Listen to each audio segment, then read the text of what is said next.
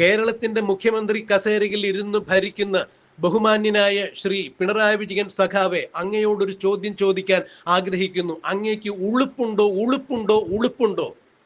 ജനാധിപത്യപരമായ രീതിയിൽ തെരഞ്ഞെടുക്കപ്പെട്ട് ഉത്തരവാദിത്ത സ്ഥാനത്തിൽ ഇരുന്ന് ഭരിക്കുന്ന ഒരു മുഖ്യമന്ത്രിയോട് ചോദിക്കാവുന്ന ഏറ്റവും ലളിതമായ സംസ്കാര സമ്പന്നമായ ഒരു പദം എന്ന രീതിയിൽ തന്നെയാണ് ഈ പദം ഉപയോഗിക്കുന്നത്. ഒരു പൗരൻ എന്ന രീതിയിൽ ഇത് അങ്ങയോട് ചോദിക്കേണ്ട ഒരു ഉത്തരവാദിത്തം ഞങ്ങൾക്കുണ്ട് എന്നുള്ളതിന്റെ പേരിൽ തന്നെയാണ് ഇത് ചോദിക്കുന്നത്. അങ്ങേക്ക് ഉളുപ്പുണ്ടോ? അല്പമെങ്കിലും ഉളുപ്പുണ്ടോ? പറഞ്ഞു വരുന്നത്, തദ്ദേശ സ്വയംഭരണ സ്ഥാപനത്തിലേക്കുള്ള 2ാം ഘട്ട തെരഞ്ഞെടുപ്പ് നടക്കുന്ന അവസരത്തിൽ ഇന്ന് കണ്ണൂരിൽ വോട്ട് രേഖപ്പെടുത്തുവാൻ വേണ്ടി എത്തിയ മുഖ്യമന്ത്രിയും കുടുംബവും മാധ്യമങ്ങളെ കണ്ടപ്പോൾ ചില പ്രസ്താവനകൾ നടത്തുകയുണ്ടായി.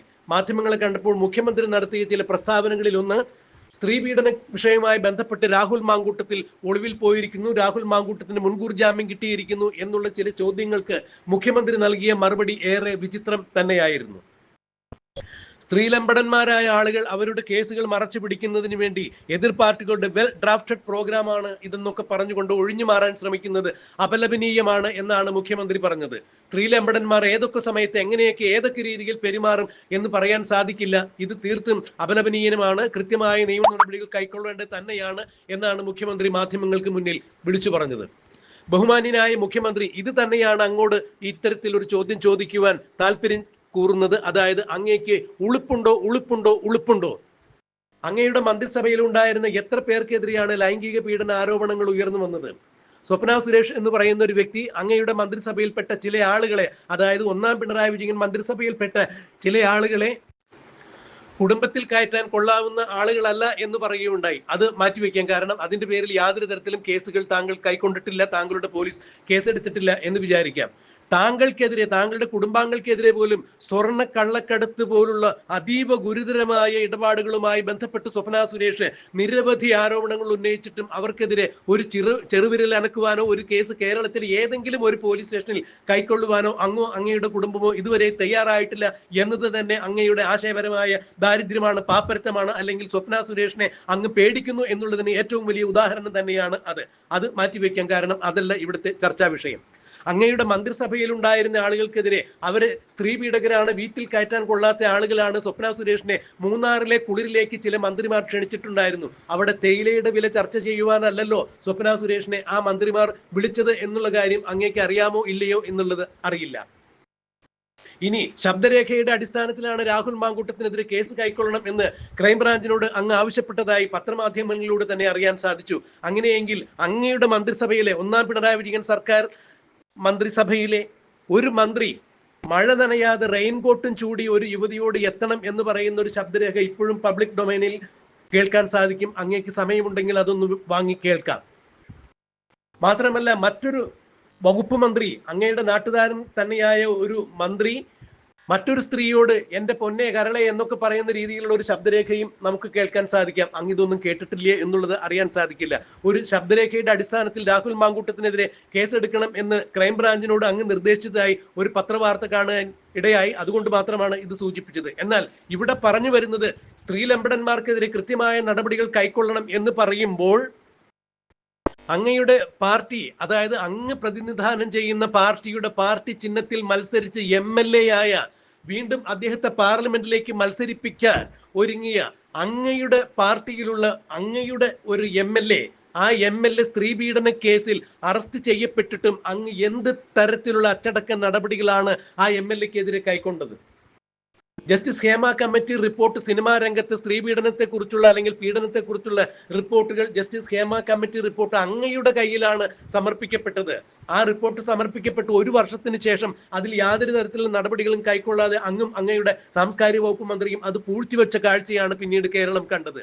പിന്നീട് 1 വർഷത്തിന് ശേഷം അതിൽ ചർച്ചയുണ്ടായി, നടപടിക്രമങ്ങൾ ഉണ്ടായി കഴിഞ്ഞപ്പോൾ ഒരു MLAയെ ആ കമ്മിറ്റി, ഹേമ കമ്മിറ്റി റിപ്പോർട്ടിന്റെ അടിസ്ഥാനത്തിൽ ഉയർന്ന ആരോപണങ്ങളുടെ അടിസ്ഥാനത്തിൽ പോലീസ് അറസ്റ്റ് ചെയ്തിട്ടും ആ MLAക്കെതിരെ ഏത് തരത്തിലുള്ള നിയമ നടപടികളാണ് മുഖ്യമന്ത്രി എന്ന രീതിയിൽ, ആഭ്യന്തര വകുപ്പ് മന്ത്രി എന്ന രീതിയിൽ ബഹുമാന്യനായ ശ്രീ പിണറായി വിജയൻ സാർ അങ്ങ് കൈക്കൊണ്ടത്?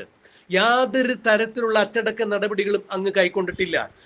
അങ്ങാണ് ഇപ്പോൾ രാഹുൽ മാങ്കൂട്ടത്തിനെ സ്ത്രീലമ്പടൻ എന്ന് പറഞ്ഞുകൊണ്ട് സ്ത്രീലമ്പടന്മാരെ ഏതൊക്കെ സമയത്ത് എങ്ങനെയൊക്കെ പെരുമാറും എന്നറിയാൻ പാടില്ല എന്ന് പറഞ്ഞുകൊണ്ട് മാധ്യമങ്ങൾക്ക് മുന്നിൽ അഭിമുഖം കൊടുത്തത്. മുഖ്യമന്ത്രി ഇത് ഉളുപ്പുണ്ടോ എന്ന് ചോദിക്കുവാൻ വേണ്ടി സാധാരണക്കാരെ പ്രേരിപ്പിക്കുന്ന തരത്തിലുള്ള അഭിമുഖമായി പോയി എന്ന് പറയുന്നതിൽ ഖേദമുണ്ട്.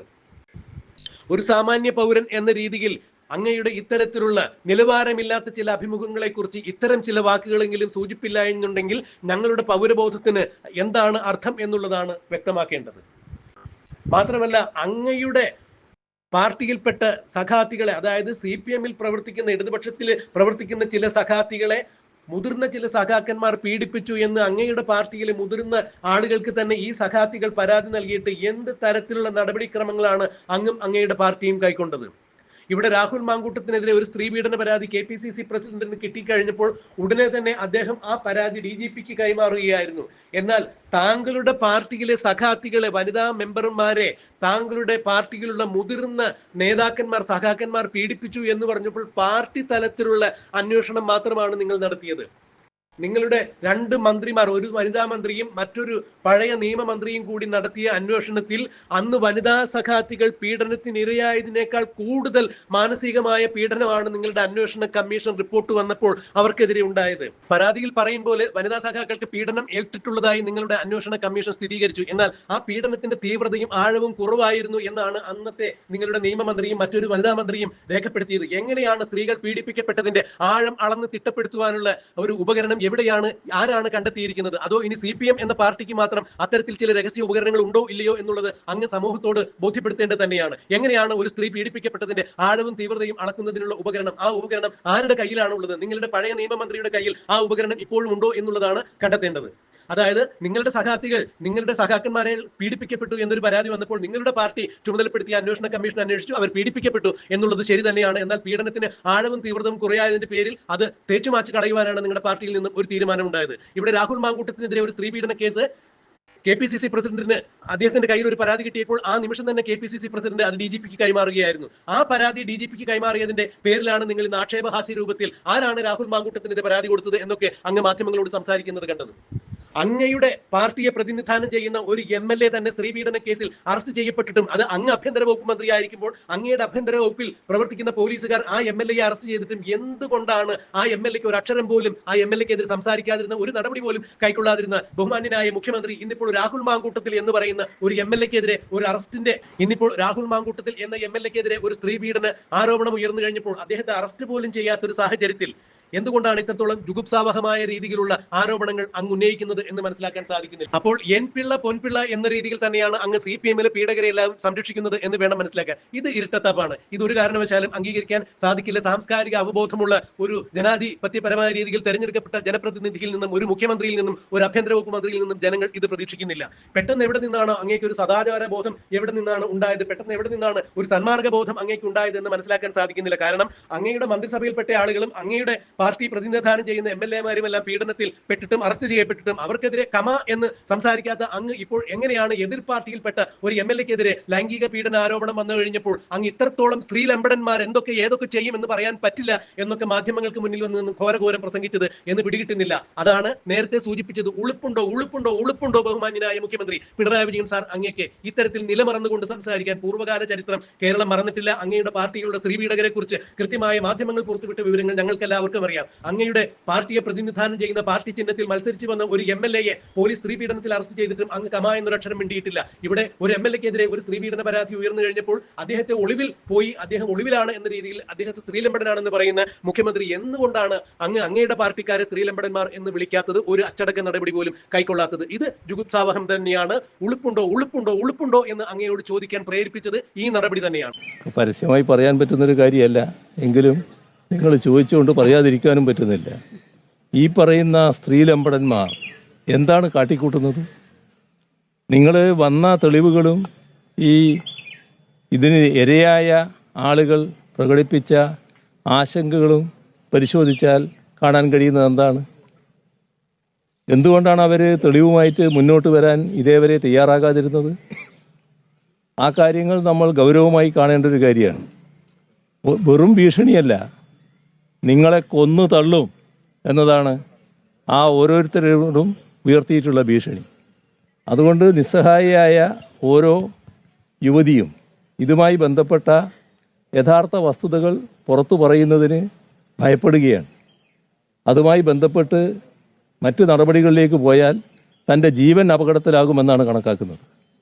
ഇത്തരമൊരവസ്ഥ എങ്ങനെ ഒരു രാഷ്ട്രീയ പാർട്ടിയുടെ ഉത്തരവാദപ്പെട്ട പ്രവർത്തകരുടെ ഭാഗത്ത് നിന്ന് വരുന്നുവെന്നാണ് ആലോചിക്കേണ്ടത്. ഇതുമായി ബന്ധപ്പെട്ട് നിരവധിയായ പ്രശ്നങ്ങളാണ് ഉയർന്നു വന്നുകൊണ്ടിരിക്കുന്നതെന്ന് കാണണം. ഇപ്പോൾ വന്നതിനേക്കാളും അപ്പുറത്തുള്ള കാര്യങ്ങളും ചിലപ്പോൾ വന്നേക്കാം എന്നതും നാം കാണേണ്ടതായിട്ടുണ്ട്. അങ്ങനെയുള്ള ഒരു ക്രിമിനൽ സംഘം, യഥാർത്ഥ ലൈംഗിക വൈകൃത കുറ്റവാളികൾ, അവർ നാടിന് മുന്നിൽ വന്ന് വെൽ ഡ്രാഫ്റ്റഡ് എന്നൊക്കെ പറഞ്ഞുകൊണ്ട് ന്യായീകരിക്കാൻ ശ്രമിച്ചാൽ അതൊന്നും പൊതുസമൂഹം അംഗീകരിക്കില്ല എന്നവർ കണ്ടോളണം.